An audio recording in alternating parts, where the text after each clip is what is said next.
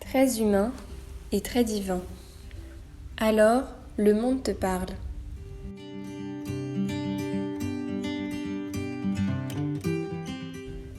Tempérer notre désir de savoir nous permet d'atteindre le cœur de la réalité et d'être des âmes contemplatives au milieu du monde.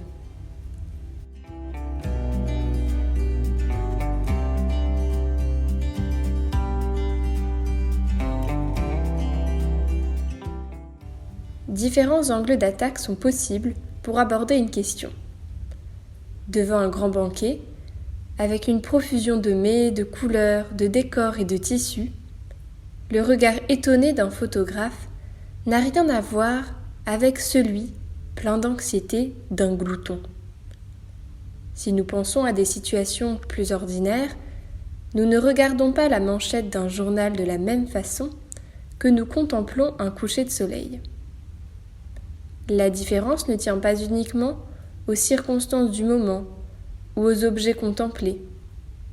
Ce qui distingue nos regards, c'est en réalité quelque chose de plus profond, en rapport avec notre approche du monde. La prédication tout entière de Saint José Maria nous encourage à être des âmes contemplatives, bien impliquées dans les affaires de ce monde. Pour ce faire, il faut apprendre à regarder la réalité d'une façon nouvelle. Un regard qui ne se limite pas à un seul aspect, le fragment utile de ce que nous avons devant nous. Un regard qui ne cherche pas simplement à s'approprier ou à posséder ce qui est considéré. Le regard contemplatif, en effet, n'est pas un regard égoïste ni possessif. Il est transparent, serein, réceptif, généreux. Pour celui qui entend vivre avec Dieu, apprendre à regarder ainsi n'est pas une option. C'est seulement en transformant notre regard que nous pourrons découvrir l'éclat divin dans tout ce qui nous entoure et que nous saisirons la vérité profonde des choses et des événements. Car c'est en lui que nous avons la vie, le mouvement et l'être. Il est intéressant de constater qu'au moment d'indiquer des sujets éventuels pour la formation des jeunes, le fondateur de l'Opus Dei a écrit « Mortification extérieure, principalement la vue. Mortification intérieure, spécialement la curiosité. » Ces deux aspects, intimement liés à la vie contemplative, font partie de la vertu de tempérance en ce qui concerne le désir de savoir, un de ceux le plus fortement ancrés dans notre nature. Même si dans le langage commun, le mot tempérance est associé à l'idée de limite, ce point de vue est assez incomplet. Le mot latin temperare, d'où vient le terme que nous utilisons, signifie mélanger les choses à la bonne dose. Ainsi, celui qui est tempéré dans son désir de savoir ne se laisse pas absorber par l'immédiat, mais parvient toujours à le dépasser. Il développe une attitude ouverte, attentive et silencieuse qui le prédispose à atteindre le cœur des choses. Alors, le monde lui parle. Un regard curieux. Il existe un regard qui, avant d'être modéré par la tempérance, pourrait être comparé à un papillon sautillant de fleur en fleur. C'est l'attitude de celui qui ne s'arrête sur quelque chose que le temps indispensable pour satisfaire sa curiosité et prendre ce dont il a envie. Ce regard ne cherche pas à saisir la réalité, surtout dans toute sa profondeur, mais plutôt le plaisir attaché à la perception sensible ou à un goût fugace, grâce à une nouvelle information sur les affaires du monde. C'est ce que saint Jean appelle « concupiscence des yeux ». Et quelques siècles plus tard, saint Thomas d'Aquin, la curiositas. Pour celui-ci, le pôle opposé à la curiositas, serait la studiositas, consistant à trouver la juste dose, précisément comme une partie de la tempérance, dans notre désir de savoir. La studiositas ne cherche pas simplement à établir une limite, mais elle vise à enlever les obstacles, nous empêchant d'avoir une connaissance plus profonde. Elle ne ménage pas sa peine dans l'effort et la fatigue propre à tout apprentissage. Céder à la curiositas pourrait sembler sans grande transcendance et n'exercer qu'une influence qu'à la périphérie de notre existence. Quel dommage pourrais-je subir du simple fait d'aller partout les yeux grands ouverts pour bien saisir tout ce qui se présente à moi. Écoutons ce que Jésus dit à ce sujet. La lampe du corps, c'est l'œil. Donc si ton œil est limpide, ton corps tout entier sera dans la lumière. Si l'œil illumine le corps tout entier, notre regard se répercute sur notre cœur. Il arrive que, presque à notre insu, la curiositas plonge des racines de plus en plus profondes en nous. Parfois, nous sommes facilement conscients de cette dispersion dans le monde des réseaux sociaux ou sur l'Internet. Nous nous surprenons à glisser d'une page à l'autre, sans même savoir ce que nous cherchons. Ce regard habitué à divaguer va peut-être engendrer une inquiétude de l'esprit, qui se manifeste par une logorrhée irréfléchie, une étourderie ou un malaise intérieur. En ce sens, le regard qui va d'une fleur à l'autre peut être le symptôme d'un véritable déracinement. Il peut signifier que la personne a perdu la capacité d'habiter en elle-même. Plus ou moins conscients de notre vide intérieur, nous cherchons à fuir vers l'extérieur, vers le monde de la distraction. Et paradoxalement, nous abandonnons le seul endroit où nous pouvons trouver celui qui peut étancher notre soif. Saint Augustin exprime ainsi cette expérience. Or, vous étiez au-dedans de moi, et moi au-dehors, et c'est là que je vous cherchais. Je poursuivais de ma laideur la beauté de vos créatures. Vous étiez avec moi, et je n'étais pas avec vous. Retenu loin de vous, par tout ce qui est sans vous ne serait que néant. Voilà pourquoi, pour que notre regard pénètre jusqu'au cœur de la réalité, il faut mettre en route un processus de discernement, tout en ouvrant la porte de notre monde intérieur. S'arrêter, réfléchir, sans précipitation. Par exemple, avant de lancer une vidéo ou un épisode d'une série attrayante, il est bon de se demander si c'est exactement ce que nous voulons faire en ce moment précis. Celui qui sait rejeter ce qui pourrait faire du mal à son âme ou simplement l'empêcher de grandir, se rend compte que son sacrifice n'est qu'apparent, parce qu'en vivant de la sorte, il se délivre de beaucoup d'esclavage et il en vient, dans l'intimité de son cœur, à savourer tout l'amour de Dieu. Te distraire. Tu as besoin de te distraire. En ouvrant les yeux tout grands pour qu'ils pénètrent bien les images des choses, écrit saint José Maria en provoquant le lecteur. Et il ajoute aussitôt, ferme-les tout à fait. Et donc une vie intérieure.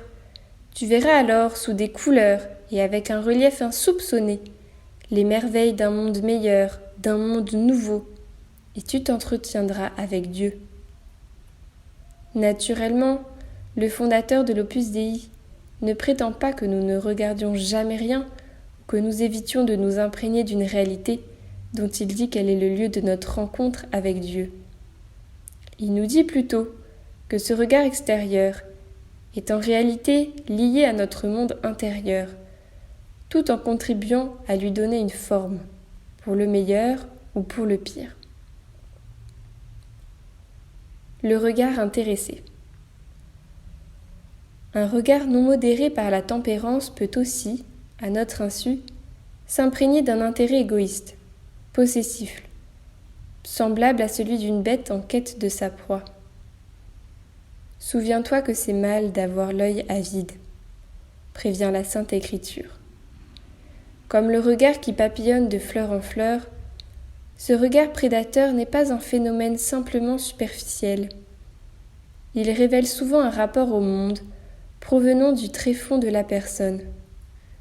Il s'agit de l'attitude de celui qui voit tout sous le prisme de ses intérêts et qui, par suite, juge le monde à la jauge des bénéfices qu'il peut en retirer. Son cœur semble s'être figé et n'avoir qu'un seul angle de vision. Tous les autres points de vue étaient devenus opaques. Le manque de tempérance est destructeur. Il rend l'homme partial et insensible pour saisir calmement la réalité et les gens, avec toutes leurs nuances. Cela se répercute sur ses décisions, puisque la méconnaissance de l'entourage est un obstacle pour réussir. Le glouton, par exemple, est pris par la recherche des plaisirs du palais. Face au banquet, il est incapable de saisir la créativité et la beauté qui s'offrent à lui. Il va choisir le morceau le plus gros, ou ce qui lui procurera les expériences les plus fortes. Mais il n'est pas capable d'en jouir vraiment, ni d'avoir avec les autres un entretien enrichissant. Le regard intéressé a aussi une influence dans les rapports avec les autres. Celui qui n'a pas réussi à avoir un regard libre tend à regarder les autres en fonction des avantages qu'il peut en obtenir, des faveurs qu'il pourrait leur demander. Sa première réaction n'est pas de regarder l'autre dans les yeux et de lui demander comment il va, ce dont il a besoin, s'il pourrait faire quelque chose pour lui. Pas plus que de saisir la singularité ou le charme de sa personnalité. Cette cécité de l'esprit, cette incapacité à voir la trace divine chez ceux qui nous entourent, ne viennent pas d'une confusion liée à la sensibilité, mais d'un regard déformé, endormi par le manque de tempérance. Nos cœurs peuvent s'attacher au vrai ou au faux trésor. Ils peuvent trouver un repos authentique ou s'endormir, devenant paresseux et engourdis, disait le pape François dans son message pour une journée mondiale de la jeunesse. Que de force il y a dans cette capacité d'aimer et d'être aimé. Ne permettez pas que cette valeur précieuse soit falsifiée, détruite ou défigurée. Cela arrive quand l'instrumentalisation du prochain à nos fins égoïstes apparaît dans nos relations.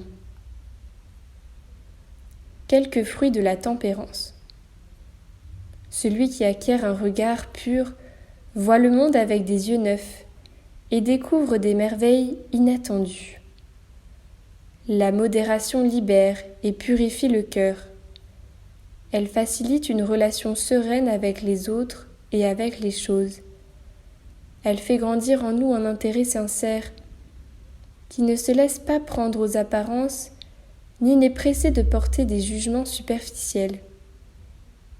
Le premier effet de la tempérance est la tranquillité d'esprit, conséquence de l'ordre intérieur de la personne. Un regard détaché et pur se fixe sur les vrais trésors, dans lesquels il peut trouver un repos authentique. Une voie pour faire grandir cette sensibilité consiste à regarder le monde grâce à des gens capables de percevoir les nuances riches et variées de la réalité, tels les artistes et les poètes. Qui ne se souvient pas d'un entretien avec quelqu'un qui, par son opinion réfléchie sur une œuvre d'art, nous a fait découvrir de nouvelles tonalités dans le monde. Un autre fruit est la capacité de concentrer nos forces sur nos projets. Ne pas regarder sans nécessité le téléphone portable, ou ne pas plonger dans l'Internet pendant le travail, ou l'étude peuvent sembler des choses de peu de valeur, sans incidence sur la trame de notre vie. En réalité, ce genre de petit renoncement peut se révéler décisif pour nous centrer, avec toutes nos puissances, sur ce que nous voulons faire et le mener à bien. Dire non à mille et une affaires pouvant disperser notre esprit, c'est dire oui à ce qui importe vraiment. En outre, cet effort développe notre intériorité et avec le temps, contribue à démasquer ce qui est superficiel, comme une perte de temps et de liberté. La vie retrouve alors les nuances que l'intempérance estompait. Nous sommes en mesure de nous préoccuper des autres, de partager ce qui nous appartient avec tout le monde, de nous consacrer à de grandes tâches. Le regard détaché, serein et transparent nous rend capables plus que toute autre chose de découvrir la vraie beauté de ce qui existe. Vivre la tempérance signifie jouir, plus ou moins, aussi bien des choses spirituelles que des choses sensibles.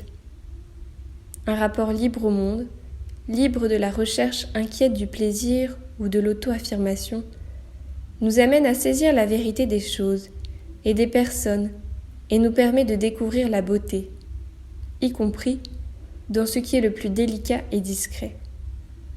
On a dit, non sans raison, que seul celui qui a un cœur pur est capable de rire réellement.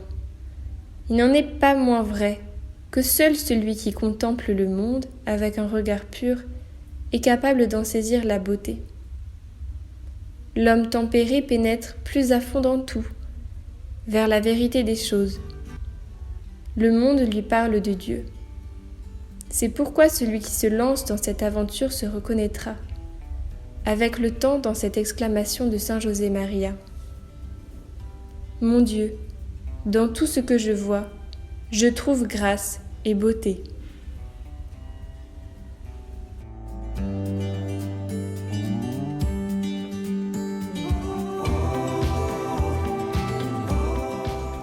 Texte écrit par Maria Schorghuber, que vous pouvez retrouver sur opusdei.org.